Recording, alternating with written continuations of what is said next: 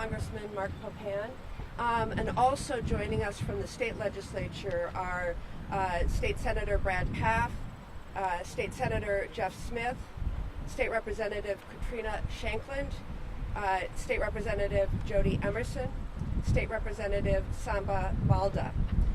So I welcome all of them here today. I wanted to make a few comments and then turn it over to my congressional colleagues before opening up for any questions. After 20 years of war in Afghanistan, I believe the President made the right decision to refuse to send another generation of American sons and daughters to fight a war that should have ended a long time ago. We've spent more than $2 trillion in Afghanistan. We have seen more than 20,000 service members return home injured and have lost more than 2,460 American lives. We owe a debt of gratitude to all of those who served and their families. We also owe special thanks to the service members and intelligence professionals who executed a dangerous mission in Kabul and airlifted more than 124,000 people to safety over the last few days and weeks, the largest airlift in U.S. history. I especially want to honor the sacrifices of those who were killed on August 26th and the brave Wisconsinites who were injured in the final days of our mission in Afghanistan. 98% of Americans in Afghanistan who wanted to leave were able to do so. And for those remaining Americans, there is no deadline. We remain committed to getting them out if they want. As we move forward from this conflict, we must set missions with clear, achievable goals, not ones that we will never reach. And we must stay clearly focused on the fundamental national security interests of the United States. We will continue to support the Afghan people through regional diplomacy, international influence, and humanitarian aid to prevent violence, human suffering, and instability. And we will continue to speak out for the basic rights of the Afghan people, especially women and girls, as we do so around the world. We continue to keep human rights at the center of our foreign policy, not through endless military deployments, but with diplomacy, economic tools, and rallying the world. Many Afghans who have arrived in Wisconsin bravely contributed to our mission in Afghanistan over the past 2 decades. Just as they help support our mission and help keep our troops safe, we have a moral obligation to protect and keep them safe.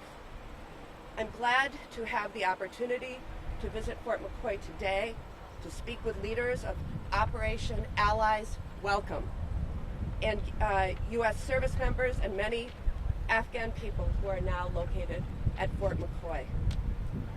Any insinuation by my Republican colleagues that these refugees are unvetted are false.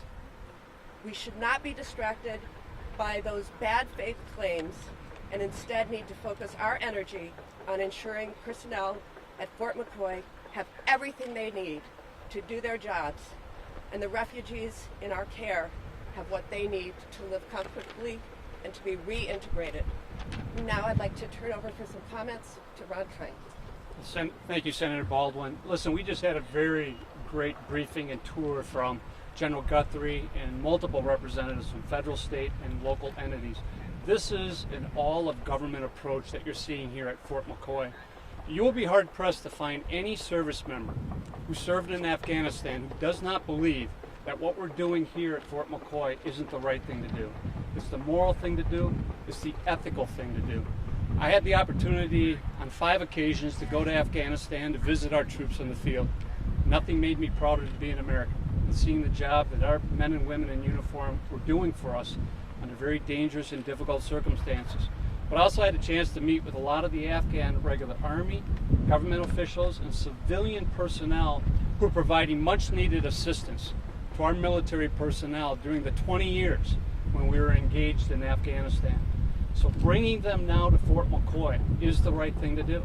And as representative of this base, I had all the confidence in the world that they could stand up quickly overnight and do the job that we saw them doing today very professionally, efficiently, and ethically. There's still more work to be done. Senator Baldwin alluded to the vetting process, which is being taken, I'm convinced, very seriously here to make sure that they are properly vetted. And then we're going to try to expedite, as quickly as possible, the integration of these Afghan families into our communities. And that's something, too, that we share the goal of the leadership on this base, try to get them processed as quickly as possible and then integrated into various communities throughout our country. So it's not just Fort McCoy, it's multiple bases that are being asked to take these Afghan refugees. We in Congress stand ready to work with them to receive feedback as far as what their need is, what our personnel here on these bases require in order to do this safely and effectively. But listen, we have to do this and do it well. Otherwise, we will be hard-pressed in the future to find any friend or any ally who's going to be willing to stand with us at a time of need. And so how we do this and how we can bring these Afghans to safety so they don't face potential reprisal in Afghanistan, I think is going to be important for our national security interests as we move forward in the future. I couldn't be more proud of the job that's being done here on the base and the type of diligent work and professionalism that we saw here this afternoon. With that, I'd like to turn it over to my colleague in the House, Mark Pocan. Thank you, Ron. Thanks, Tammy. Thanks to the rest of the delegation. I think the most important thing I want to say is thank you to everyone here at Fort McCoy, at the Department of Defense, at the State Department, CDC, and all the other agencies that are working and doing such a terrific job here. And they really are all doing a terrific job, along with working with folks at the state government. And we've got state legislators here. We've got Maggie McGow from the governor's office here. This really is a joint effort. And I think we should all be very proud of what's happening in the relationship within the community, and the support from people in Wisconsin, I think is really significant, and we should be very proud of our state as being one that's chosen to host folks as they're coming. I think what was really probably most telling for me is there are an awful lot of people who help the United States government who are here, they and their families. And I know that there have been some who have, whether mistakenly or intentionally, incorrectly said that no one worked for the U.S. government. We've got U.S. government direct employees who are here from the embassy and other areas. But we also have, the answer was many hundreds. And I said, can I say hundreds, if not thousands? They said yes, of people who directly helped the United States government over that 20 years, along with their families who are housed here. These are people who have done a lot for our government. We are now doing a lot for them to help them. And I think that's really important to put out there. This is an important responsibility of the United States government to help folks right now who are here to find places in the United States and to help others. And I hope that we double our efforts, especially on behalf of the families of interpreters and other staff who might still have family in Afghanistan. We need to also make sure that we're doing everything we can to get their families here. But this is really a tremendous effort. I think there's a lot of myths that have been out there. A lot of those were busted today, and I think I can very confidently say that there is an excellent job that's happening right here at Fort McCoy by all the agencies involved, and that we're going to help an awful lot of people who helped the United States in finding places in this country, and it's our obligation, but also it's our opportunity with the folks who are here. So. Who next do I send it off to? You tell me. Well, we have time for a couple of questions. Questions? Okay, great. Before we send an updated number of how many Afghan refugees are here, and can you explain a little bit? Did you leave the bus at all to be on the ground? Did you get to talk to Afghan refugees at all? Well, listen, I think that number is classified right now as far as the total number on base. But Congressman, can you just stop? Yeah. Thank you. I think the total number on base right now is classified, but it can hold 13,000. So you can imagine with all the planes coming in that the number's pretty substantial. Any sense of how many Afghan refugees are going to find their permanent homes here in Wisconsin? I think it's too early to say. We got a very detailed description of what's being stood up right now in terms of the processing of folks here, and ultimately they'll be traveling to probably all 50 states. There's I don't want to call it a Herculean effort, because that would sound out of our reach, but there's a very impressive organization right now of refugee assistance organizations that are finding sponsors, and should be a website set up pretty soon. If people do have family or connections, those will be respected in terms of where they would be resettled. And I have heard, I think I've heard this from all my colleagues, state and federal, that communities across Wisconsin are really, really hoping that a lot of these refugees will stay here. Senator, the state. What is that vetting process that gives you assurance? What have you learned about that vetting process that makes you confident that the people in this state should have no reason for concern? Well, first of all, multi-step. Many of the folks who came had started that process in Afghanistan, have the documentation, etc. But as you know, they were evacuated from Kabul, and there were intermediate stops where everyone was checked again. And then there was another stop in the U.S. at Dulles.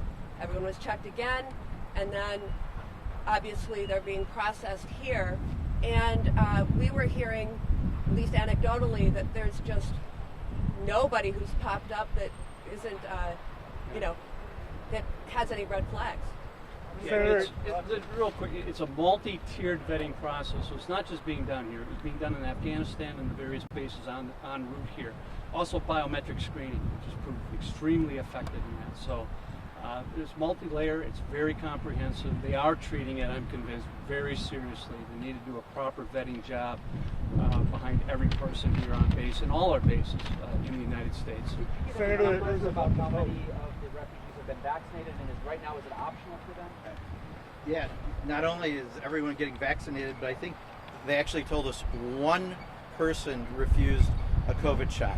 I wish we had anything like that in our country right now. So they're being vaccinated from everything from basic things like measles and mumps all the way to things like COVID, and again, getting great reception. Senator, the State Department. One thing I want to clear. There was a story, I don't want to point anyone out, about a measles outbreak on base.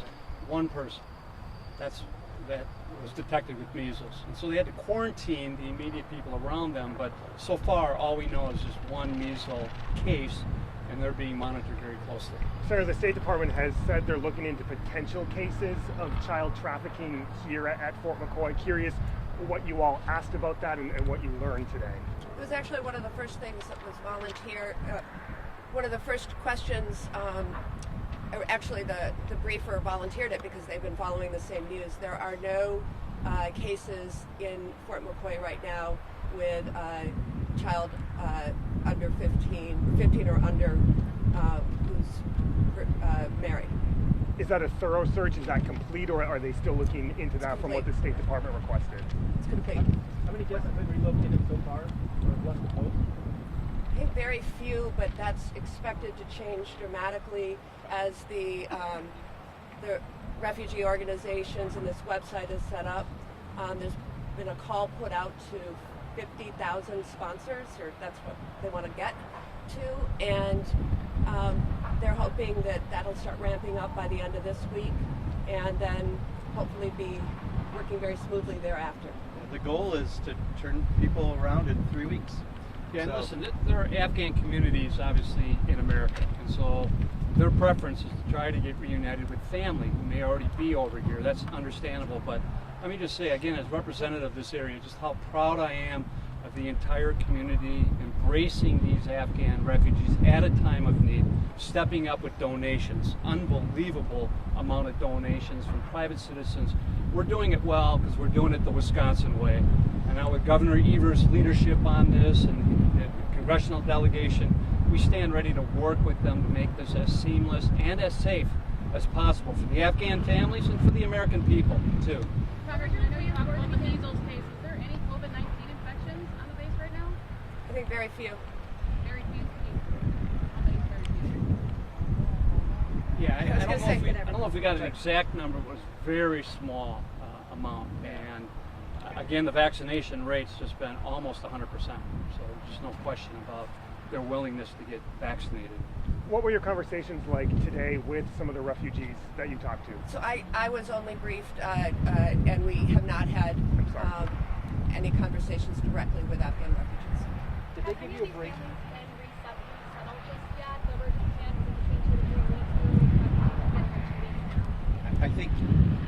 weekend, you will probably have people leaving here already to be set. As there are more people still being screened in some of these third-party country bases, did you get any indication today if that capacity will expand beyond 13,000 here? I did not, and in fact, what I took away was that as people are transitioned through and beds open up, that'll be an option for the future. But there are no planes coming in right now.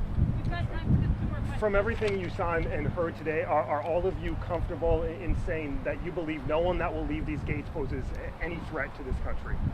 Listen, there are no 100% guarantees with any of this, but I am comfortable with the extreme vetting process that we were briefed on today. The multi-layered, the biometric, all the background checks. Let me just leave it at that. That it was just very thorough, and they're treating it extremely seriously as well. And, Thank you, everyone. And I would say also, just on that, again, anecdotally to people who are interacting with these refugees every day, gratitude has been expressed over and over and over again. And so I think that's something we can take to heart. Thank you all. Thank you all. Thank you.